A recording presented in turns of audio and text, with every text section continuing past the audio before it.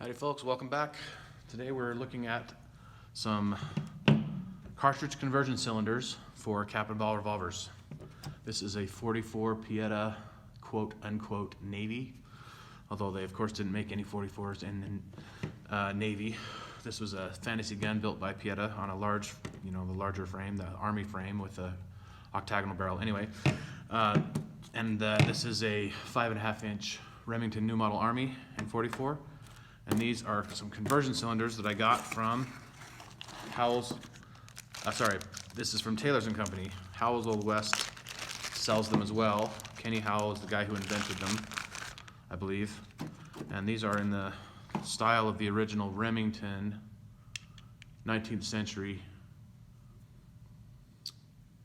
cartridge conversion that they sold and made, very similar to this with internal.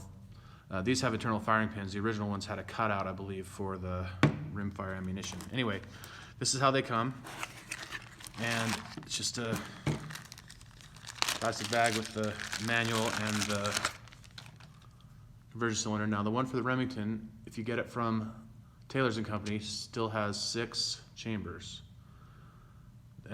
Kenny Howell, I believe, licensed it to Taylor's. So his original design was for 6 chambers, and you can still fit 6 45 Colt cartridges in the space because the chambers are drilled slightly at a bias. I think it's like 11 degrees or something. So that allows there to be enough space for the rims to not interfere with each other and still have room for all of the chambers. And then the forcing cone, it aligns them well enough that with the lead cowboy ammunition, it doesn't cause any problems. So that's pretty cool. If you get it from Howell's Old West Conversions, I believe he still only sells the 5-shot model for the Remington. So this is for the Colt, and the Colt only allows for 5 shots. There's an alignment pin on both of them. You just line up your alignment pin with your cap that has the firing pins in it, and then you reinstall it into your gun and you're off and shooting. So I'll show you how to do this one, and then we'll shoot them.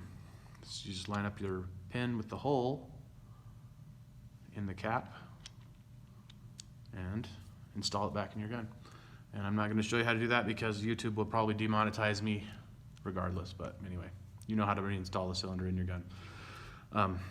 This one has little cutouts now here so you can see which chamber is loaded if you need to load 5 for cowboy action shooting or whatever. And that's kind of a little convenient little bonus. And for the Colt one, there's only 5 chambers, so I guess they don't bother doing that.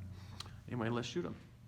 All right, so this is the 44 quote unquote Navy from Pietta with the 45 Colt conversion cylinder. If I remember correctly, I have to hold about a foot low. Yeah, so I'm having to hold about 3 inches below the bar. And I'm still hitting center or top of that plate. So this hits really high with the conversion cylinder.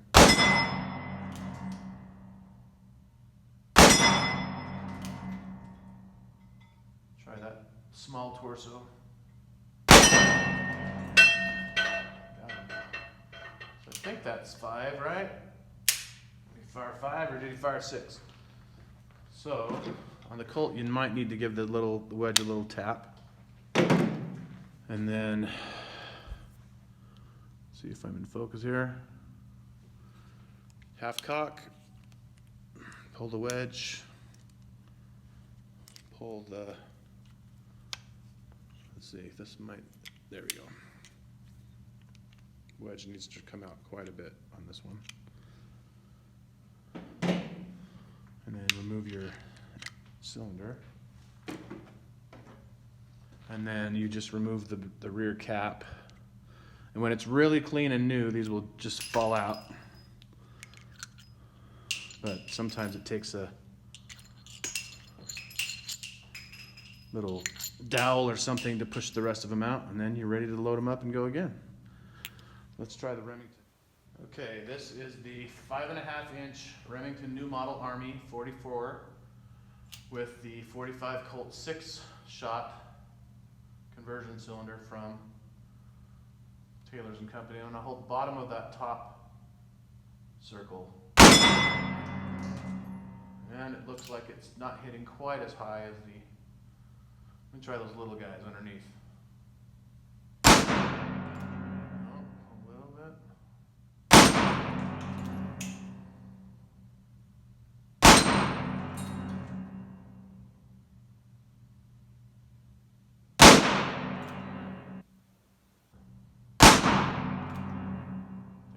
Let's see. Yeah. Anyway, then you just drop your loading lever, remove your pin, half cock, out comes the cylinder. Remove your cap. Sometimes they'll come out, sometimes you gotta poke them out with something. And you're ready to go again. Super fun. All right, let's shoot some more from a different angle. This is the Colt. Again. I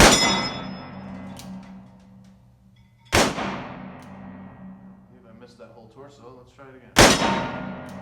Yeah, it shoots about 2 feet high at least.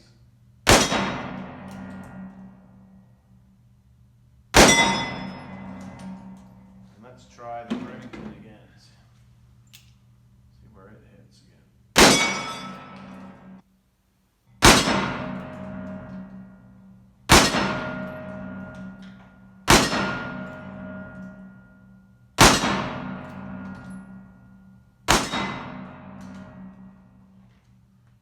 Now that is fun. That's a handsome revolver in my view. I like the octagonal barrel with the non-fluted cylinder. So if you can get one where you are, these are very fun.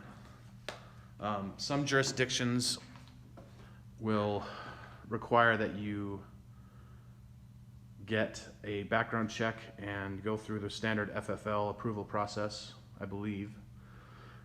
And some jurisdictions won't even let you buy a cap and ball revolver unless you are going through an FFL. So take that in mind and follow your laws, of course. Where I live, you can simply just buy a cap and ball revolver and install the conversion cylinder. So very cool. Be warned, they may or may not fit your particular revolver. So for example, I bought this Colt one specifically to go in my 1860 Army. I have 2 of them, and it works in one of them and doesn't work in the other one. And the one that it works in is not very smooth, whereas in this Pietta 44 Navy, it works flawlessly. So this is going to be the one that I use, and they will fit them to your gun if you send your gun and the cylinder back to them for a fee. And I believe some of them will fit it for you without charge if you. I think you pay shipping or something, but yeah, anyway, look into that. I don't know for sure, but it'll be a small fee to have it fit so that it runs perfectly in your particular gun.